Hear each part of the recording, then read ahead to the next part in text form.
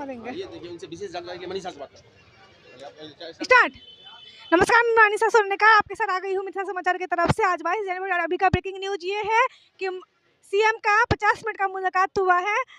आइए इसके बारे में विशेष मनीषा से बात करते हैं। 100 गोटा के प्रणाम करै छी। हमर नाम मनीष साहब के। हमारा हाथ में एगो लेटर ये तो लेटर के बारे में हम सब डिस्कस करब, लेकिन अखन जे पटना से जे खबर आ रही है नीतीश कुमार जी जे काफी 72 घंटा चर्चा के विषय में छथि और वहाँ का 50 मिनट के मीटिंग भेले हैं राज्यपाल से। आरजेडी पे ओहि पर कमेंट कल ट्विटर पर कहे सब कुछ सही है, लेकिन मांझी कहथिन कुछ खेला होबे तो एहि पर हमरा सबके विशेष फोकस। और ई जे हाथ में लेटर ये हम उस एसपी मधुबनी के सामने छिए आई प्रेस कॉन्फ्रेंस से 26 गो आईएएस का तबादला हुआ है। पटना बिहार सरकार का बड़ा फैसला है।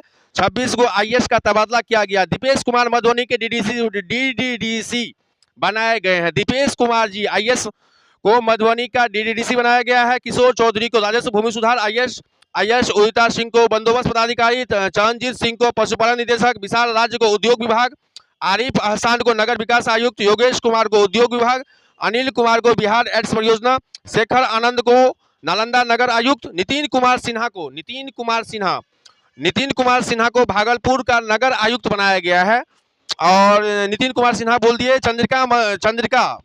चंद्रिका जी को महुआ का एसडीओ बनाया गया है। आईएएस दीपक कुमार को मधुबनी का डीडीडीसी और आईएएस सत्येंद्र सिन्हा को बेगूसराय का आयुक्त बनाया गया। तो ये 26 को आईएएस का तबादला हुआ है।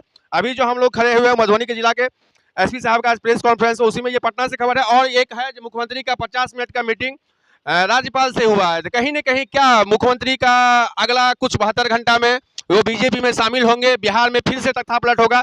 इस पे हमारी पल पल की रिपोर्टिंग है। आप देख रहे हैं मिथिला समाचार, मनीष झा के साथ अपने मन की बात। Mithila, thank you very much.